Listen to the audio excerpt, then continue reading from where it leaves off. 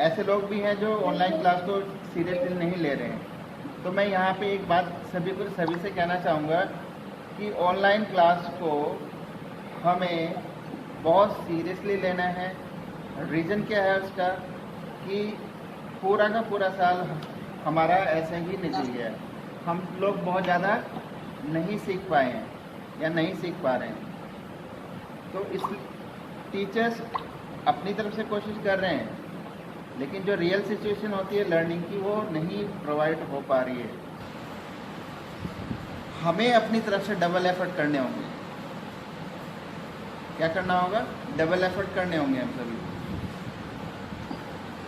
Online class के लिए maximum output लेने के लिए सभी से मेरी अपील है कि जो भी टीचर अगले दिन पढ़ाने वाला है उसको एक दिन पहले पढ़ के रखें, क्लास से पहले, तभी वो चीज़ें समझ आ पाएगी।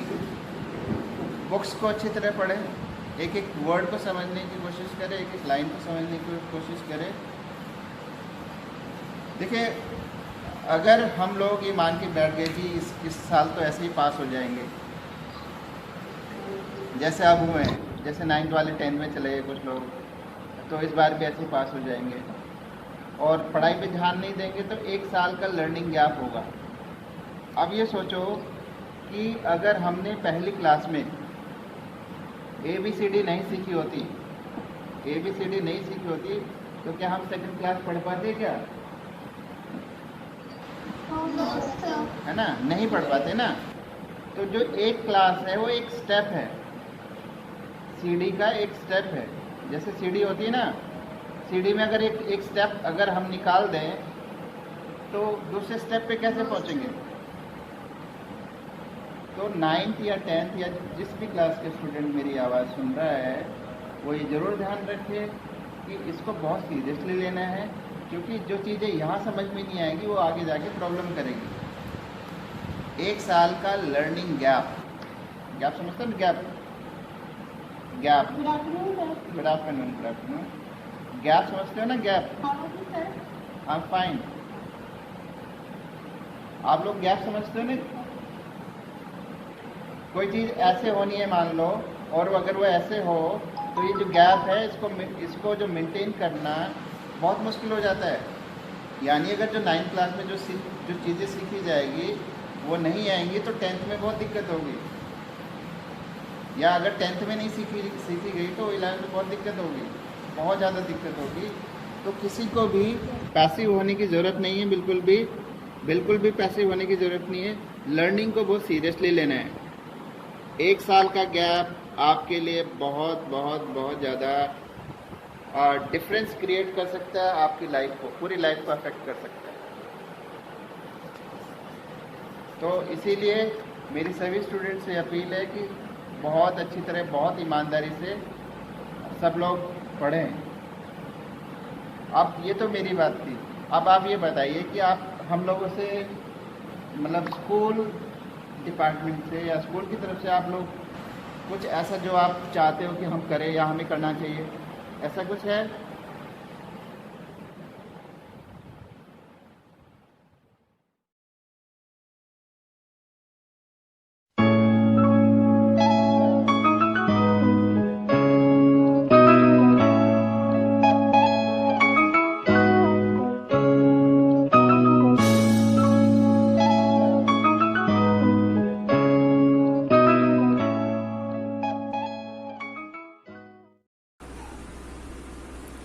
बच्चों, जानते हैं ये क्या है? ये है हड़प्पा के खिलौने, जिनसे कि बच्चे खेला करते थे। अगर आप इन्हें ध्यान से देखेंगे तो कुछ ऐसी चीजें हैं जिनके बारे में आप आज भी जानते हैं और जिसका यूज जो है आज भी किया जाता है। अगर ध्यान से देखिए, जो पासा आपको नजर आ रहा है जिसे हम लूडो में यूज करते हैं, ये उस टाइम भी बच्चे इसे खेला करते थे। तो अगर आप ध्यान से देख रहे हो तो ये जो पासा है, ये कौन से काल का है, कौन सी सिविलाइजेशन का है? हड़प्पा सिविलाइजेशन का है।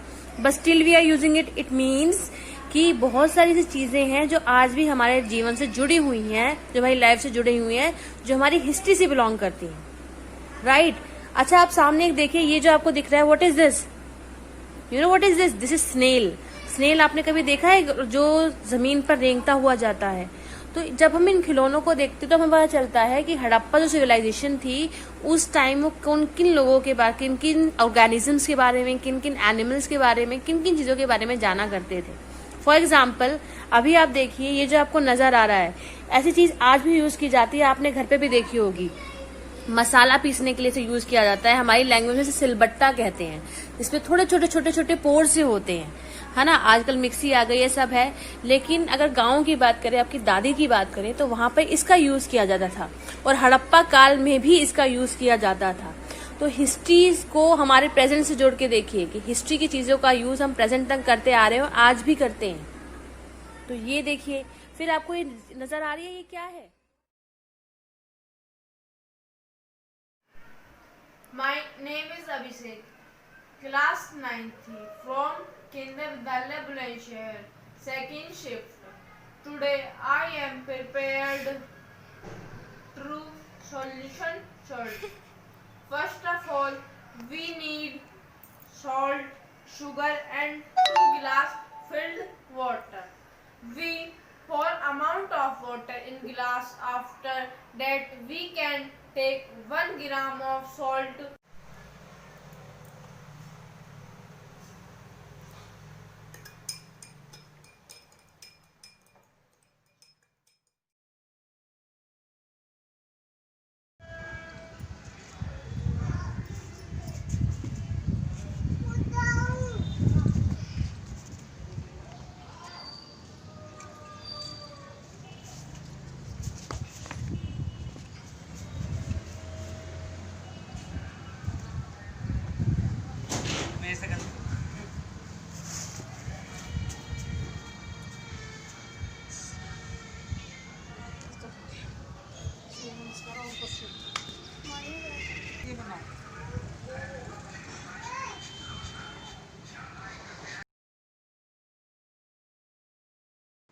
Hello friends, I am Kanish of class 30.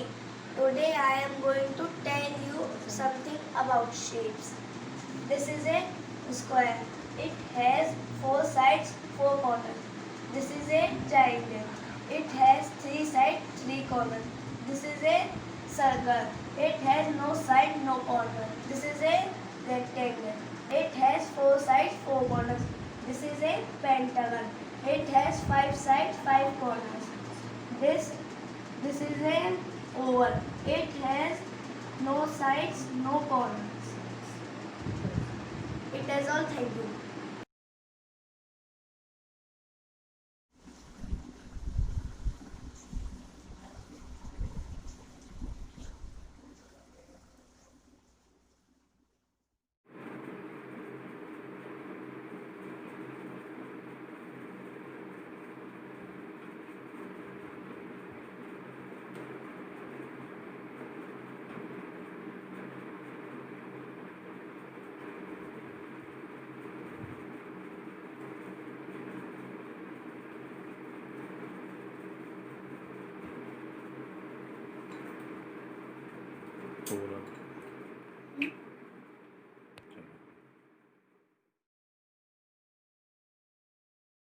সে তবে কাল চলো রে যদি তোরে ডাক শুনি কেউ না আসে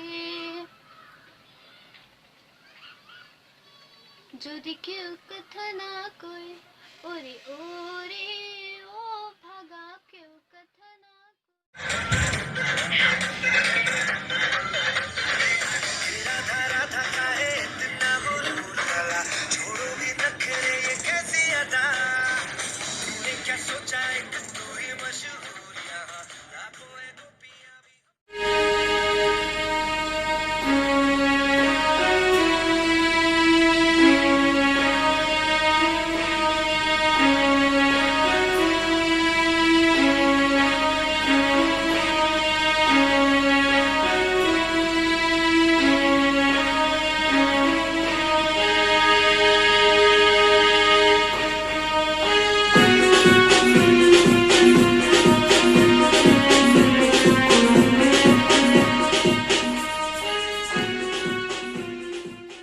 Today we are going to recite a poem written by Robert Frost.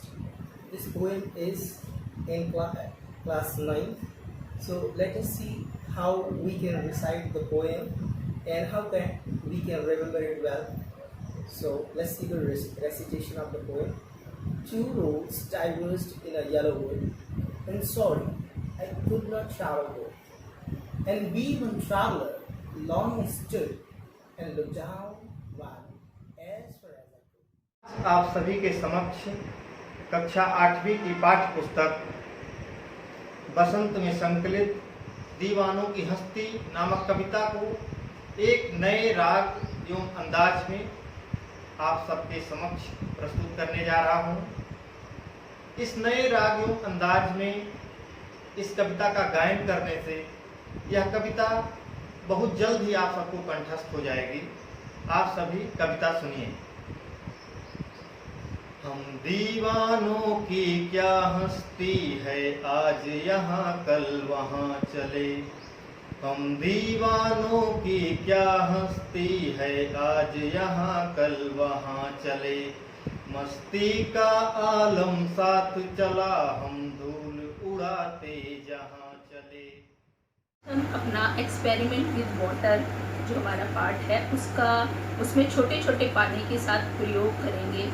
जैसे आपको पता है कि पानी का एक गुण होता है कि वो अपने अंदर बहुत सी चीज़ों को घोल लेता है और ये उसका एक बहुत बड़ा गुण है, जिससे कि हम अपने घर में आपने देखा है कि अगर चीनी और पानी को घोल लेते हैं, शरबत बना लेते हैं, तो उसी तरह से ये इसका गुण है।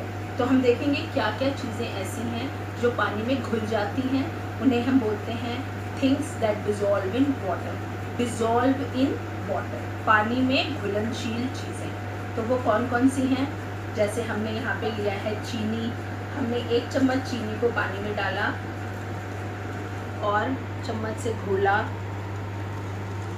तो आप देखेंगे थोड़ी देर बाद इसमें चीनी जो है पूरी तरह से घुल जाएगी और आपको दिखाई नहीं देगी कि इसमें चीनी है।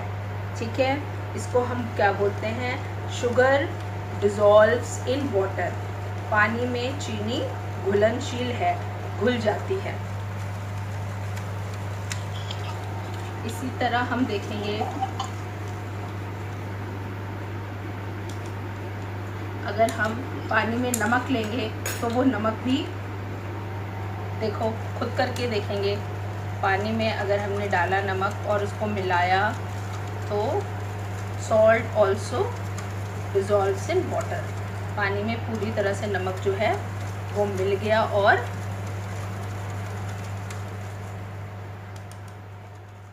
घुल गया। बच्चों, आज हम सीखेंगे कि सवैया किस प्रकार गाया जाता है। मैंने यहाँ बोर्ड पर रसखान द्वारा रचित एक सवैया लिखा है, आइए उसे पढ़ते हैं। मानुष हो तो वही रस खान, बसों ब्रज गोकुल गाँव के ग्वारन। जो पशु हो तो कहा बस, मेरो चरो नित नंद की धेनु मझारन। पाहुन हो तो वही गिरी को, जो कियो हरि छत्र पुरंदर धारन। जो खग हो तो बसेरो करो मिली, कालिंदी कुल कदम्ब की डारन। जो खग हो तो बसेरो करो मिले, कालिंदी कुल कदम्ब की डारन।